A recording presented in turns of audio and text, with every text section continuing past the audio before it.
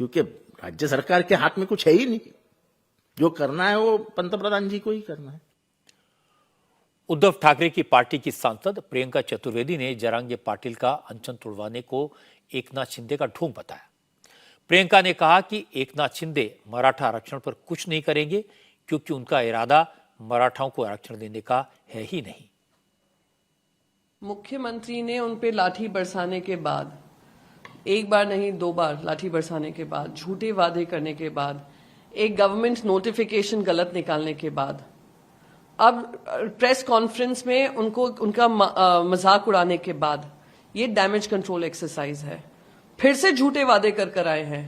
वैसे ही झूठा वादा है जैसे जब देवेंद्र फडणवीस विपक्ष में थे, उन्होंने कहा था 24 घंटे में आरक्षण दे देंगे। ये झूठे लोग हैं, झूठे इरादे हैं, झूठे इनके वादे हैं।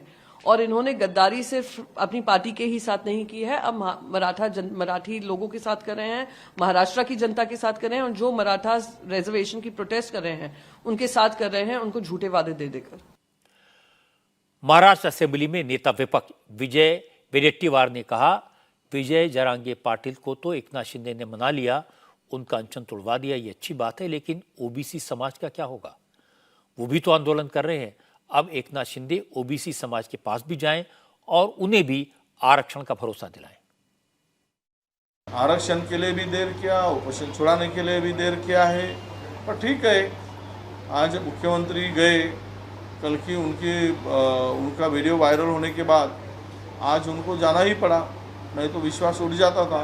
थोड़ा बहुत विश्वास बचा के आ गए, और अच्छी बात है, जरांगे का उपोषण सीएम ने खुद जाके छुड़ाया, इसका ये ज़रूरी था। और इसके साथ भी ओबीसी का भी आमरण अनशन चल रहा है, उसमें भी मुख्यमंत्री महोदय ने जाना चाहिए, उनको भी विश्वास दिलाना चाहिए। हम मराठा समाज के साथ में, हम ओबीसी समाज के भी साथ में, ये विश्वास देने की जिम्मेदारी अभी उनकी बनेगी। अगर वो नई कदम उठाते तो कहीं ना कहीं अविश्वास का वातावरण ओबीसी समाज में भी रहेगा, तो उसके भी लिए कौन जिम्मेदार है? जब तक मनोज जरांगे अनशन पर बैठे थे तो विरोधी दलों के नेता खुश थे। उन्हें लग रहा था कि जरांगे के अनशन का मामला बड़ा बन जाएगा, एकनाथ शिंदे की सरकार की मुसीबत हो जाएगी।